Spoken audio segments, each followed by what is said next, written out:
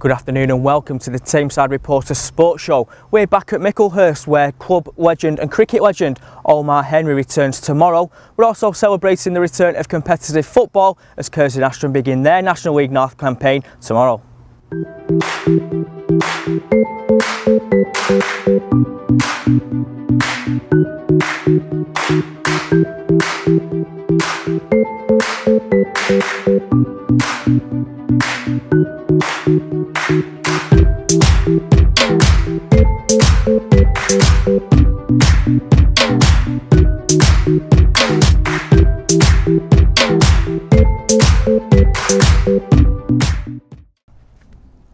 So competitive football finally returns to the borough this weekend as Curzon Ashton kick off their third consecutive season in the National League North with a home game against North Ferriby United.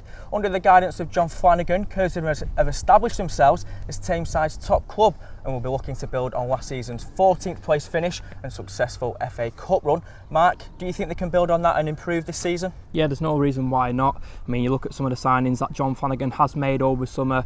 Plenty of new faces. He's also retained the nucleus of his squad. Midfielders such as Chris Rowney, you've got Dan Shaw at centre back, you've got goalkeeper Cameron Mason, who's a budding prospect, and they've also signed a new striker.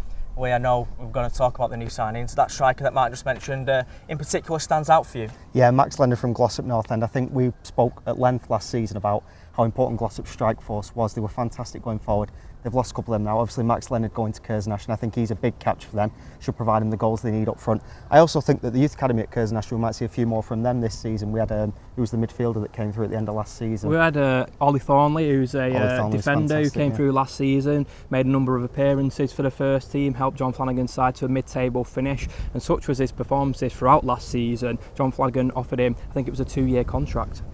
So it's sure to be an exciting season at the Tameside Stadium, and hopefully there'll be some big crowds. Under 11s in the borough, every child under the age of 11 is eligible for a free season ticket at Curzon Ashton this season, thanks to a unique new initiative from CEO Natalie Atkinson. And if you ran in this year's tour of Tameside, you can watch the opening game tomorrow for free just by showing your medal at the turnstile. So we'll change our attention to the Evo Stick Premier Division now, where Ashton United and Stalybridge Celtic will have to wait one more week to start their respective campaigns. Mark, we'll start with talking about Stalybridge because I know you spoke to Chairman Rob Gorski in the week. What's he had to say? Well, he was emailing me and he says that he's very optimistic about the fortunes of the club this season. He did admit that it's been a tough few years for the club at Bowerfold, but looking at some of the recruits that Steve Burr has made, and he also referenced last weekend's 4-2 win at Mosley. Let's not forget, Stalybridge were actually 2 goals down in that game and fought their way back to win 4-2. Aaron Bird scored a hat-trick in that one, so yeah, Rob seems pretty confident. So Stalybridge end their pre-season at Radcliffe Borough this weekend, while Ashton United make the short trip to Ewan Fields to face Hyde.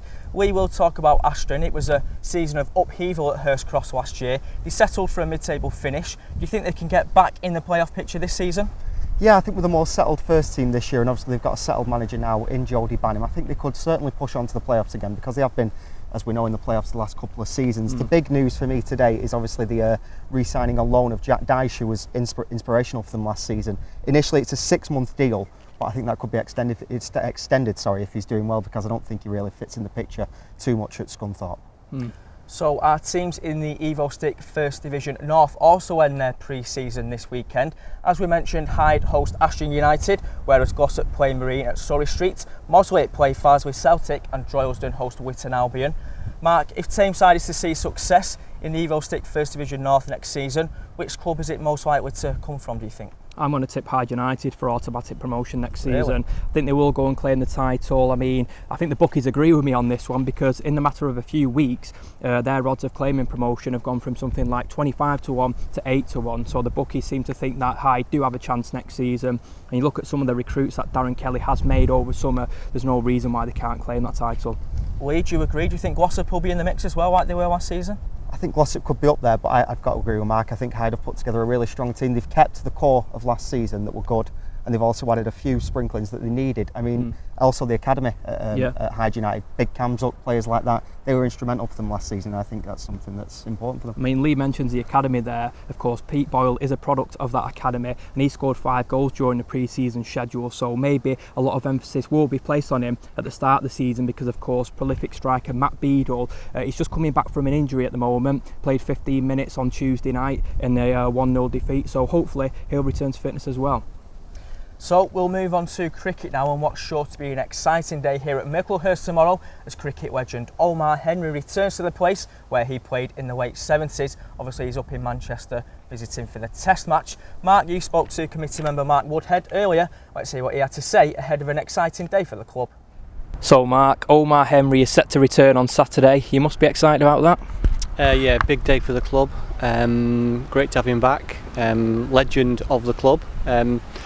Played a small part in the history of cricket as being the first non-white player to play for South Africa in the post-Apartheid era, and also for us set a long-standing record in the semi-final of the Tanner Cup back in 1979, 243 not out.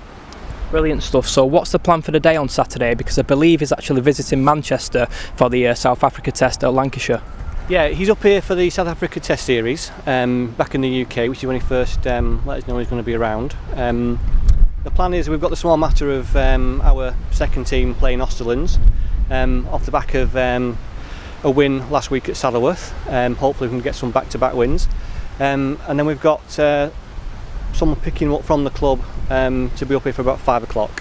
Brilliant stuff. So what will he be doing here while he's visiting Micklehurst? Well, the plan is that we're going to get a lot of the old guys from the late 70s, these kind of friends and ex-players to just kind of meet and greet. So just a kind of informal gathering, but everybody is welcome. Players past and present, and anybody else who wants to just take in the delights of Micklehurst Cricket Club. Fantastic stuff. Do you have any fond memories of him playing here?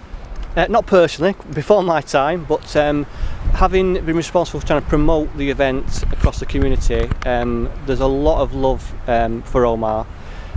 People remember him as having lived in Moseley at the time, and indeed working in one of the local mills, which is no longer there. But yeah, a lot of good feeling. I think a lot of people were really pleased to see him. Excellent stuff. So is the day open for everyone within Moseley to come down and get involved? Absolutely, absolutely. It's, members, non-members, if you've never been before, then this would be a great time to come up to the club, catch some cricket in the afternoon, and then come and join us, paying our respects to a little piece of cricketing history. Okay, brilliant. Now let's turn our attention to Micklehurst first team. Obviously the Pennine Cricket League's coming to an end following this season. You'll be entering the Greater Manchester Cricket League. You're looking forward to that? Yeah, we've kind of we kind of sat and waited to see what transpired with the Pennine League. It became apparent that it wasn't a viable league any longer, so on the recommendation with the people looking at these things, we've decided to apply en bloc to the Greater Manchester League for 2018. So would you say it's been quite a disappointing campaign, not necessarily results wise, but the fact that it's coming to a close? After only 2 years, yes. But we've got to look forward. We've come out of the Saddleworth League as was to start anew with the Pennine League, which has only lasted the 2 years. But yeah, it's onward and upward. We'll see how things transpire and make the best of it. First and foremost, we need to have a level of cricket which is sustainable for the club. We always need new players. We're always looking for new players at every level, be it junior or even indeed senior. Perhaps as we enter the Greater Manchester League, that's a good time to get some fresh blood into the club. Always looking for new talent. Okay, excellent. So if people do want to join the club, how can they go about doing that? They can contact the club through social media, either through Twitter or Facebook, or email. Just get in touch with us. You'll find us on Facebook quite easily. Drop us a line, and we'd love to hear from anybody. So we could see Mark Woodhead clearly excited there about Omar Henry's return to the club. Sure to be an inspirational day for the club, Mark. Yeah, certainly. Obviously Omar was here, I think in 1978, 1979. He recorded 243 runs in that Tanner Cup victory. So a lot of history here. Got a local ties with the local community as well. So should be a good day.